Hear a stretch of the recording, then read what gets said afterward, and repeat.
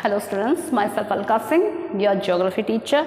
तो अब तक हमने आपका जो ज्योग्राफी का फर्स्ट लेसन हमने उठाया है, that is your nature, human geography, nature and scope. Okay, तो इसके हमने अब तक 5 लेक्चर्स इसके कंप्लीट कर दिए हैं and this is our 6th lecture and this is your last lecture of this lesson.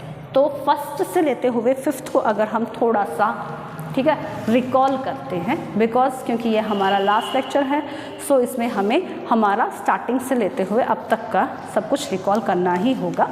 सो सबसे पहले हमने देखा कि यहाँ पे जो ज्योग्राफी जो है उसे हम कैसे, बिकॉज आज तक क्या है कि आपकी 10th और 11th क्लास तक आप क्या पढ़ते थे, 10th तक आपने 10th और 11th तक आपने पढ़ा था ज्योग्राफी के बारे में आपने देखा था। ठीक है जी, ज्योग्राफी क्या है, lithosphere, hydrosphere and all this thing. ठीक है, लेकिन आपने ह्यूमन ज्योग्राफी के बारे में नहीं सुना था।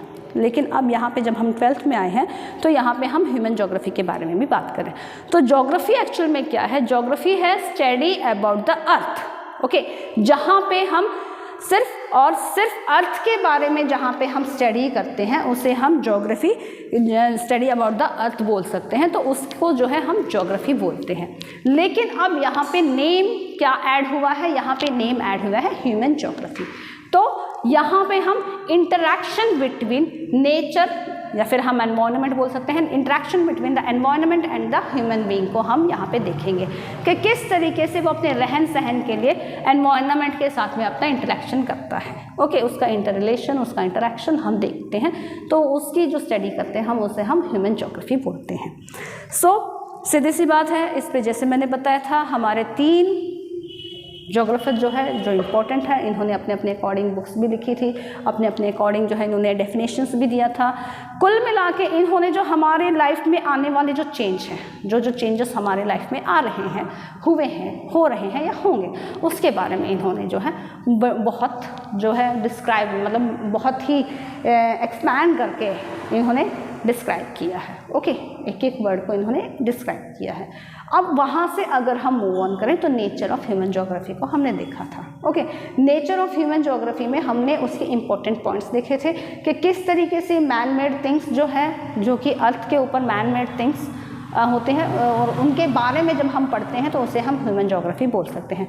Man made things on earth which we study is known as human geography भी हम बोल सकते हैं, या फिर मैन एक्टिविटीज़ जो है यहाँ पे सेंट्रल पॉइंट है। ह्यूमन ज्योग्राफी जब हम पढ़ते हैं तो whose activities are the central point here, human activities are central point when we study the human geography. Okay, तो ये है। साथ साथ में नेक्स्ट हमने क्या देखा? वेयर, व्हेन, हाउ ह्यूमंस जो है ह्यूमंस एक्टिविटी टुक प्लेस, जो है कौन से, मतलब किस व्यू में हमारा जो व्यू पॉइंट होता है हम देखते हैं, जैसे मैंने बताया समतल है या फिर उबड़ खाबड़ जगह है, मतलब हमने कौन से क्षेत्र में ज़्यादा रिसाइड करना स्टार्ट किया था, हमें कौन सा क्षेत्र ज़्यादा बेटर लगा था। ठीक है, ये फिर नेक्स्ट जो है हम देखते हैं उसमें कि क्या कुछ चेंजेस आए जब हमने ग्रुप में रहना स्टार्ट किया, तो कैसे चेंजेस आए, क्यों चेंजेस आए, किस तरीके से चेंजेस आए, ये सारा हमने देखा। नेक्स्ट हमने जो है हमारा जो अरेंजमेंट था, ठीक है, अरेंजमेंट किसका? शादी का अरेंजमेंट नहीं है, यहाँ पे अरेंजमेंट था हमारे पॉपुलेशन, रीजन एंड रिसोर्सेज, इसका स्टैटिस्टिक अरेंजमेंट हमने किया था। एंड उसके बाद में humans according to their environment and modification between activities and living standard. तो अब यहाँ पे हमारा जो इंटरेक्शन है, साथ साथ में हमारा रहन सहन है, साथ साथ में हम किस तरीके से मॉडिफाई करते हैं कि भाई हाँ, जैसे कि अब फॉर एग्जांपल हम मॉडिफाई कैसे हैं, फॉर एग्जांपल इतनी गर्मी होती है बट हम एसी ऑन करते हैं तो हमें गर्मी नहीं लगती, तो हमने यहाँ पे नेचर को अपने अकॉर्डिंग किया ना, इसी को मॉडिफाई बोलते हैं। So now moving on to the next scope of human geography. ठीक है, ह्यूमन ज्योग्राफी के जो मेन एस्पेक्ट्स थे वो थे population, natural resource of the region, cultural atmosphere, time period and उसके बाद में adjustment and regional construction. Then 6th was your relation with other region and the 7th was development of human geography. तो ये था।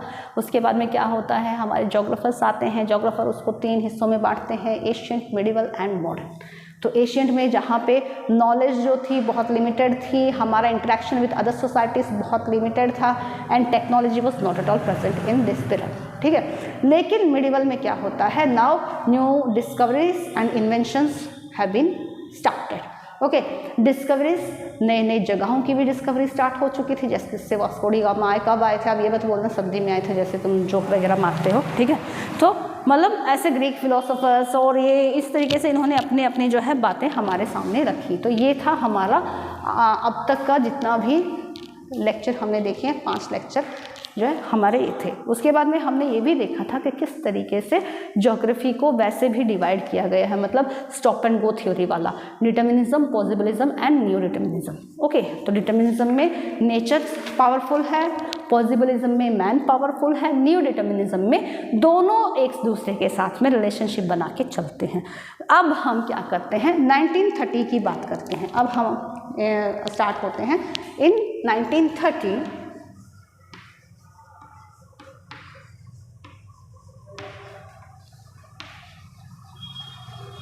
Human geography was divided into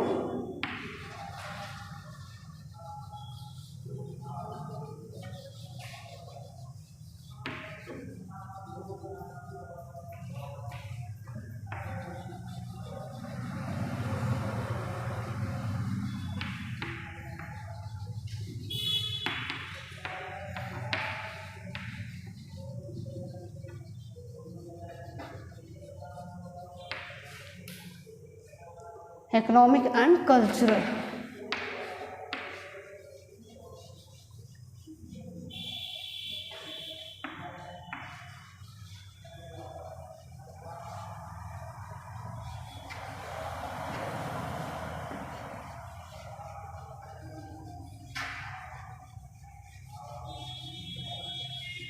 So अब 1930 में क्या होता है, अब यहाँ से हमारा जो नया जो पीरियड है वो स्टार्ट हो जाता है। कौन सा, हमारा मॉडर्न पीरियड। तो अब यहाँ पे 1930 में क्या होता है, ह्यूमन ज्योग्राफी में उस टाइम सिर्फ 2 ही हिस्सों में बांटी हुई थी, एक था इकोनॉमिक, एक था कल्चर, ठीक है। इकोनॉमिक मतलब हम कैसे पैसा अर्न कर सकते हैं, उस टाइम पैसे से ज़्यादा लाइवलीहुड की मतलब अर्निंग के ऊपर ज़्यादा फोकस किया जाता था, ठीक है। आज हम पैसे को ज़्यादा जो है वो कर रहे हैं, सेंटर पॉइंट आज हमारा पैसा होता है। लेकिन उस टाइम में क्या था, उस टाइम में हमारी जो लाइवलीहुड है या फिर हमारा जो स्टैंडर्ड ऑफ लिविंग बहुत ज़्यादा नहीं, इन्हें मतलब मीडियम वे में, ठीक है, उसके ऊपर फोकस करते थे। या फिर कल्चरल ज्योग्राफी, ठीक है, कि हम कौन सी कैसी सभ्यता को फॉलो करते हैं, इसके ऊपर ज़्यादा फोकस किया जाता था। लेकिन उसके बाद में जैसे जैसे टाइम बीतता है, later increasing tendency of specialisation,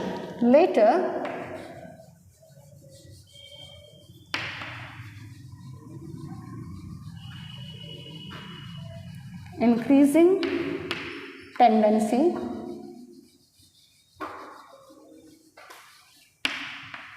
of specialization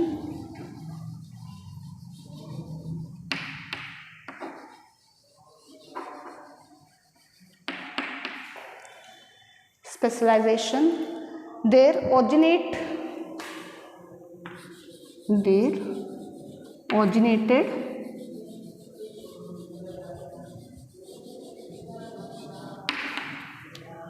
originated different subdivision of human geography, different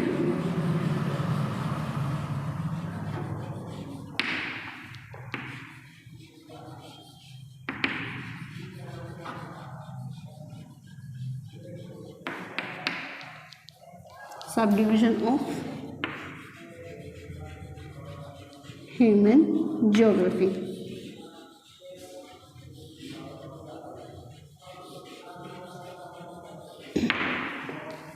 human geography, ठीक है। और जैसे मैंने बताया कि स्टार्टिंग में इन 1930s में, ठीक है, 1930s में क्या होता है, ह्यूमन ज्योग्राफी जो है सिर्फ 2 हिस्सों में बांटी जाती है, वो है economic geography and cultural geography, ठीक है। Economic geography and cultural geography सिर्फ 2 हिस्सों में बांटी जाती है। लेकिन जैसे जैसे टाइम जो है बीतता है, ठीक है, जैसे जैसे टाइम बीतता जाता है, अब ज्योग्राफी के सब डिवीज़न भी आना स्टार्ट हो गए थे। एंड ज्योग्राफी के सब डिवीज़न जो थे वो थे आपके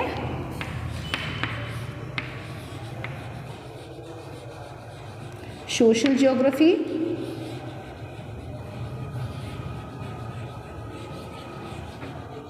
पॉलिटिकल ज्योग्राफी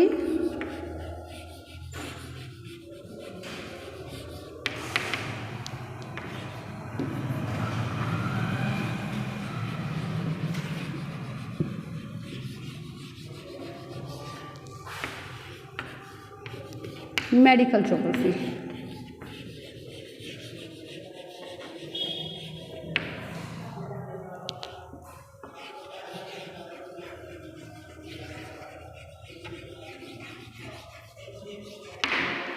ठीक है, तो जैसे मैंने बताया कि इन द ईयर 1930s, ठीक है, हम ये सिर्फ हम मतलब एग्जैक्टली नहीं बता सकते कि 1930 में ही हुआ था, लेकिन 1930s, इसलिए हम 1930s बोलते हैं इसको। 1930s में क्या होता है, ह्यूमन ज्योग्राफी को जो है 2 डिवीजन में बांटा जाता है। सबसे पहले इकोनॉमिक एंड कल्चरल। उसके बाद में क्या होता है, जैसे जैसे टाइम बीतता जाता है, जैसे जैसे टाइम बीतता जाता है क्या होता है कि अब ज्योग्राफी के सब डिविजन्स भी आ गए थे। सब डिवीजन कौन से थे, सबसे पहले आता है आपका social geography, and the next was your political geography, and the third was your medical geography. Okay, तो अब इसके सब डिविजन्स भी आ चुके थे। इकोनॉमिक एंड कल्चरल ज्योग्राफी में जैसे मैंने बताया, यहाँ पे हम अर्निंग के बारे में बात करते हैं, यहाँ पे हम जिस सभ्यता को फॉलो कर रहे हैं या फिर हम जो कुछ भी कर रहे हैं उसके बारे में बात करते हैं। लेकिन अब यहाँ पे सोशल ज्योग्राफी का मतलब है अब हम समाज की नज़रों से देखना स्टार्ट हो गया था, समाज को किस तरीके से जो है हम डेवलप कर सकते हैं। ठीक है, यहाँ पे सोसाइटी को जो है हम कैसे डेवलप कर सकते हैं, हम हमारे हित और हमारे अहित के बारे में अब हम जानकारी लेना स्टार्ट कर चुके थे कि हमारे लिए कौन सा बेनिफिशियल है और कौन सा नहीं है, उसके बारे में हम जानकारी लेना स्टार्ट कर दिया था। इसी तरीके से पॉलिटिकल, अब हम जो है इसके अंदर भी इंटरेस्ट दिखाना स्टार्ट कर दिया था, पॉलिटिकल ज्योग्राफी। सीधी सी बात है, हमारे लिए क्या स्कीम्स ला रहे हैं, कौन सी पार्टी हमारे लिए सोचती है, कौन सी जो है मतलब स्कीम हमारे लिए फ़ायदेमंद है, क्या कुछ स्कीम्स लाए हैं मतलब और उसके बाद में जैसे कि समाज में होने वाले क्या बोलते हैं जो भी गलत काम होते हैं, ठीक है, इलीगल वर्क जो भी हो रहे हैं, उनके लिए क्या कुछ नए कानून लाए हैं या फिर किस तरीके से मतलब क्या पनिशमेंट होगी, क्या नए रूल्स एंड रेगुलेशंस हैं, क्या कुछ अमेंडमेंट्स हैं। ठीक है, इन सारी बातों में अब हम धीरे धीरे जो है हमारा ध्यान देना स्टार्ट किया था। साथ साथ में मेडिकल, सीधी सी बात है, अगर हम यहाँ पे हमारी हेल्थ के बारे में ही नहीं सोचेंगे, ठीक है, अगर हम हमारी हेल्थ के बारे में ही नहीं सोचें तो फिर हमें ना तो इकोनॉमिक, हमें पॉलिटिकल, सोशल, कल्चरल ज्योग्राफी से कोई मतलब ही नहीं होगा। बिकॉज जब हम खुद फिजिकली हेल्दी रहेंगे, ठीक है, फिजिकली एंड मेंटली हेल्दी जब रहेंगे हम, तभी हम किसी और चीज़ के बारे में हम सोच सकते हैं। तो अब यहाँ पे हमारी हेल्थ जो है, ठीक है, अब यहाँ पे हमारी हेल्थ जो है वो भी इम्पोर्टेंट जो है क्या बोलते हैं, मानना स्टार्ट हो गया था। तो अब यहाँ पे ये 3 सब डिविजन्स भी आ चुके थे इनके साथ में। अब हम धीरे धीरे जो है इनको देखते हैं कि क्या और कैसे।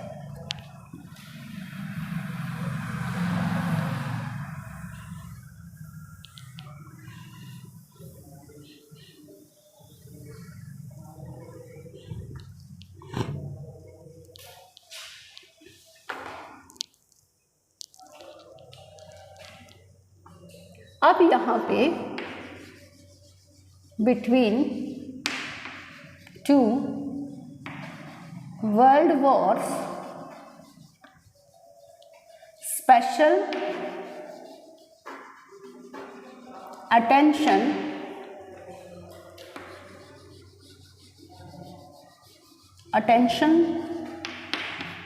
was given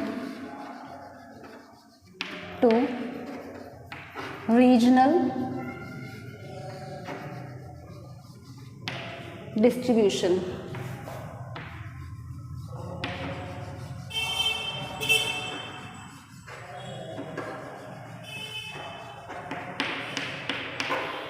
ठीक है, तो अब जैसे मैंने बताया 2 जो है डिवीजन में बांटा गया था, पहले इकोनॉमिक एंड कल्चर, उसके बाद में जो है धीरे धीरे टाइम पास हुआ, टाइम स्पेंड हुआ, जैसे जैसे गुजरा, ठीक है, टाइम टेंडेंसी जो है इंक्रीज़ हुई। आप ऐसे भी बोल सकते हो, अदरवाइज आप कहोगे कि क्या मैम आप ही टाइम पास की बात कर रहे हो, ठीक है। तो जैसे जैसे जो है टाइम की टेंडेंसी जो है इंक्रीज़ हुई, उस वैसे क्या हुआ कि अब हमने मतलब अदर जो डिविजन्स है उसमें भी हमने वर्कआउट करना स्टार्ट कर दिया था। एंड वो अदर डिवीजन थे हमारे पॉलिटिकल, हमारे मेडिकल एंड हमारे सोशल ज्योग्राफी, ठीक है। तो अब क्या होता है, साथ साथ में जो वर्ल्ड वॉर हुए थे, first and second world war हुआ था, तब सबसे ज़्यादा जो है स्पेशल अटेंशन किसकी तरफ जाने लगा था, स्पेशल अटेंशन जो है रीजनल डिस्ट्रीब्यूशन की तरफ, ठीक है। अब सीमाएं बनना स्टार्ट हो गई थी कि आप इस सीमा तक रहोगे, इससे आगे जो है आप नहीं आओगे, क्योंकि ये सीमा जो है यहाँ इंडिया, चाइना, नेपाल, भूटान, या फिर आपके पाकिस्तान, अफ़गानिस्तान, अमेरिका, स्वीडन, मतलब जहाँ भी जिसके भी अंडर में आई उसकी है। ओके, अब आप उसके अंदर जाके जो है हस्तक्षेप नहीं कर सकते। इस तरीके से अब जो है बाउंड्री लाइनिंग जो है स्टार्ट हो गई थी। ठीक है, तो 1970 में क्या होता है? आफ्टर 1970, पहले हमने किसके बारे में देखा? हमने देखा था 1930 के बारे में। अब 1970 के बाद देखते हैं आफ्टर 1930 क्या होता है। Dissatisfaction caused by many philosophers on the thinking line in human geography. Okay.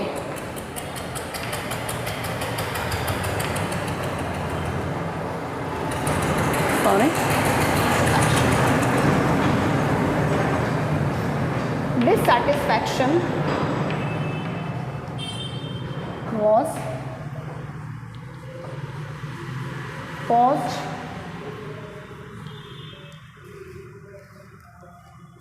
caused by many philosophers on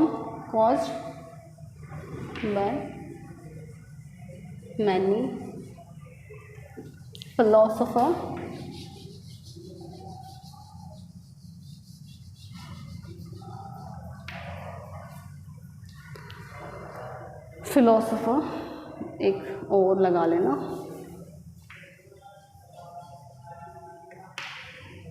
on the timeline in human, on the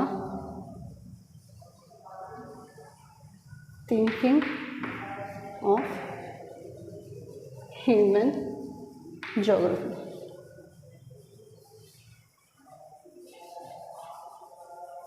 Okay, thinking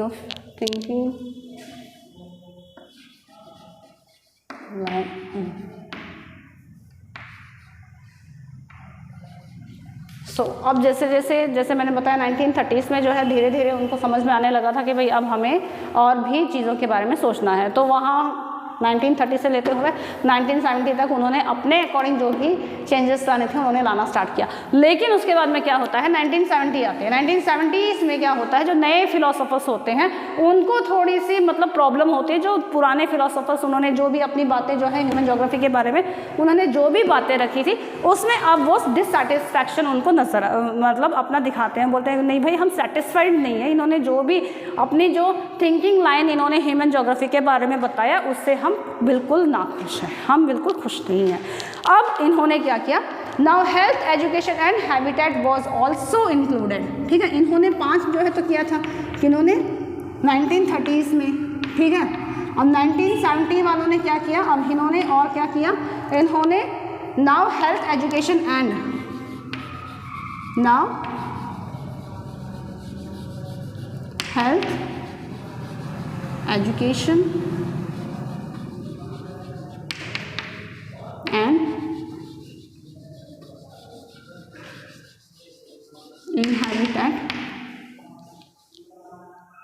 and habitat etc. was also included.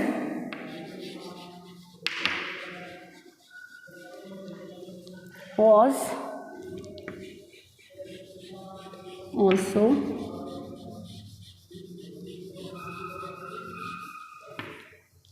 included in the line of thinking in human geography. In the line of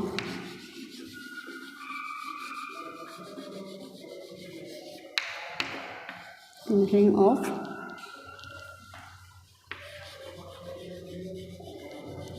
human geography.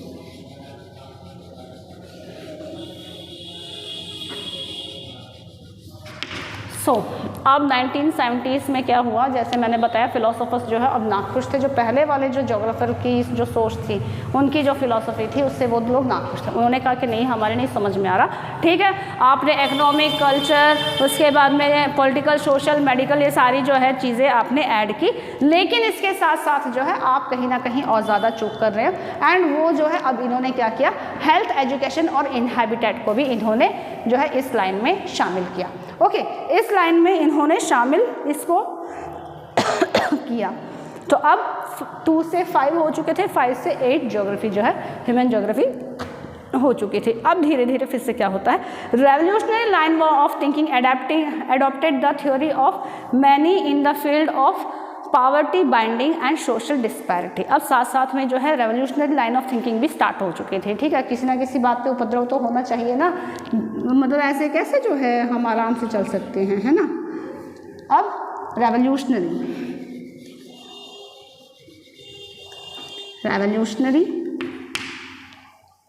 Line of thinking, revolutionary line of thinking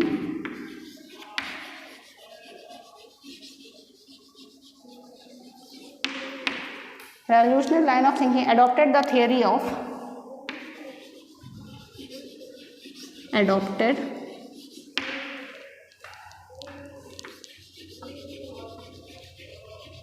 the thinking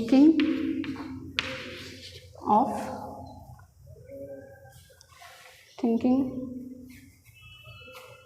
revolutionary line of thinking adopted the theory of many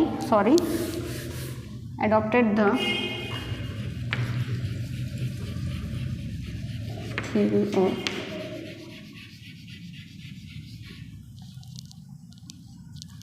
many in the field of poverty,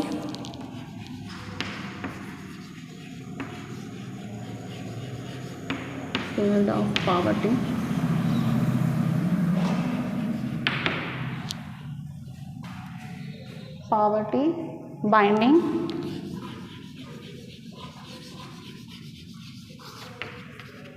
and social thinking.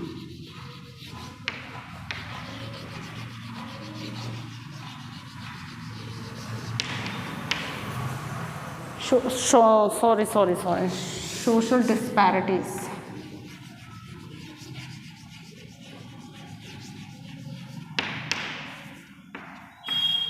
Social disparities. तो अब यहाँ पे क्या होता है, revolutionary line जो है अब स्टार्ट हो चुकी थी, ठीक है। मतलब अब इन्होंने कहा ओके, आप कल्चरल ज्योग्राफी के बारे में बात कर रहे हो, well and good. Economic geography के बारे में बात कर रहे हो, well and good. Social geography के बारे में बात कर रहे हो, वो भी अच्छी बात है। आप पॉलिटिकल एंड क्या बोलते हैं मेडिकल के बारे में बात कर रहे हो, वो भी बहुत अच्छी बात है। उसके बाद में जैसे इन्होंने और ज़्यादा ऐड किया हेल्थ, एजुकेशन एंड साथ साथ में हैबिटेट्स के बारे में बात किया। लेकिन अब इन्होंने कहा कि आपने ये सारी तो बातें की, लेकिन इनके साथ साथ में वर्कआउट भी तो करो ना। आप मतलब किसके बारे में अब और ज़्यादा बात करोगे, कौन से फील्ड हैं जिनके ऊपर आपको जो है बहुत ज़्यादा फोकस करना है। एंड वो फील्ड थे आपके poverty, binding and social disparities. Poverty हम सबको पता है, बाइंडिंग मतलब हम जैसे कि बंधुआ मजदूर टाइप के बना देते हैं, या फिर हम किसी के ऊपर जो है बहुत ज़्यादा मतलब अपनी पकड़, अपना शिकंजा कसते हैं कि नहीं आप लोग ऐसे इस तरीके से नहीं कर सकते, ठीक है। या फिर साथ में सोशल डिस्पैरिटीज मतलब हम भेदभाव जो करते हैं, उसके बारे में भी इन्होंने कहा कि नहीं, अब आपको इसके बारे में भी तो कुछ ना कुछ सोचना होगा, इसके बारे में भी आपको कहीं ना कहीं काम करना होगा। At the time of economic activities a man does think only for his economic profit. तो क्योंकि इन्होंने क्या कहा कि जब आप इकोनॉमिक ज्योग्राफी की जब बात करोगे, ठीक है, जब आप इकोनॉमिक ज्योग्राफी की जब बात करोगे तब आदमी क्या करेगा, तब ह्यूमन क्या करेगा, he will only think about his profit. Okay, in economic geography what will he do, he will only think about his economic profit. Okay, only about his profit, उसके अलावा वो किसी भी चीज़ के बारे में नहीं बात करें। At the time of economic activities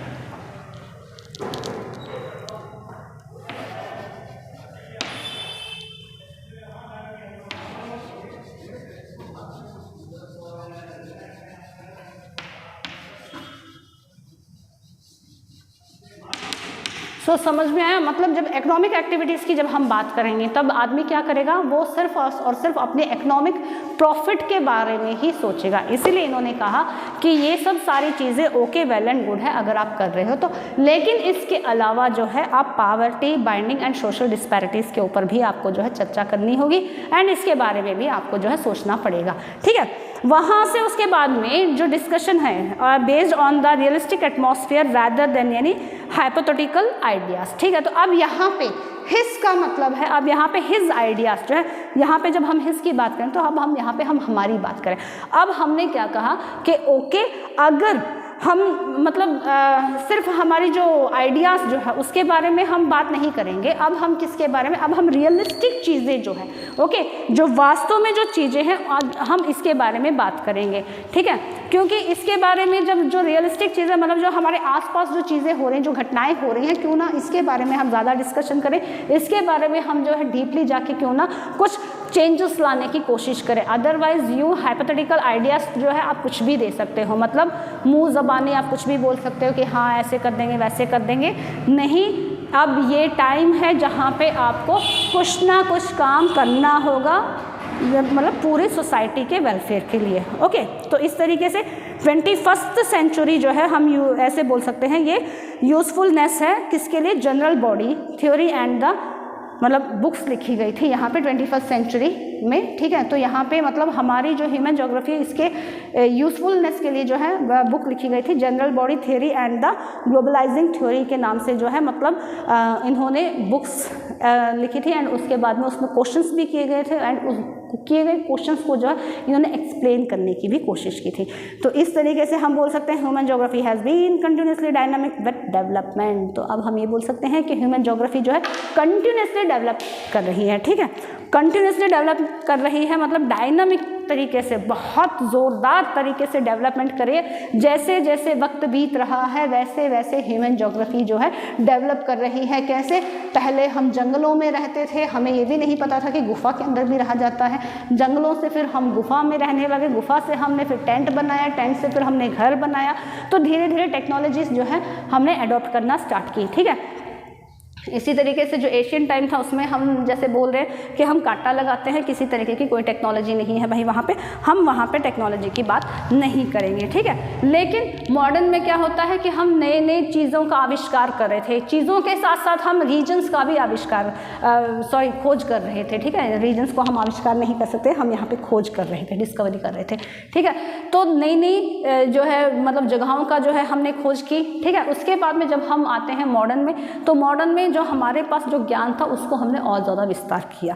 ठीक है, जैसे कि मैंने बताया पहले फ़ोन था। ठीक है, हमें सिर्फ फ़ोन तक लिमिटेड थे, लेकिन जब हम मॉडर्न में तो हमने कहा नहीं, हम फ़ोन को हर जगह थोड़ी ना ले जा सकते हैं। Excuse me, sorry.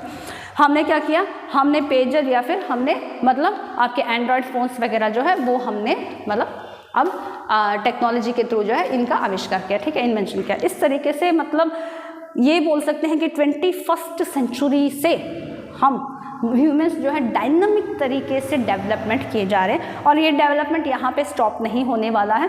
जैसे जैसे सेंचुरीज पास होगी वैसे वैसे हम और ज़्यादा जो है हमारी थ्रू टेक्नोलॉजीज हम डेवलपमेंट करते रहेंगे, ह्यूमन ज्योग्राफी में जो है डेवलपमेंट आता रहेगा। सो आई थिंक आज हमारा ये लेसन विथ लेक्चर 6 हमारा ये पूरा लेसन जो है कंप्लीट होता है। ठीक है, एंड प्लीज़ इनके नोट्स आप लोग बना लेना। आपका अब जो अपकमिंग जो टेस्ट होगा उसमें आपको इसी लेसन से जो है मतलब क्वेश्चंस आप पुट ऑन करूँगी मैं। ठीक है, क्वेश्चंस जो है पुट करूँगी मैं। सो अगर आपको कोई भी डाउट है आप मुझे मैसेज या फिर कॉल के थ्रू पूछ सकते हो। Till then thank you and have a nice day.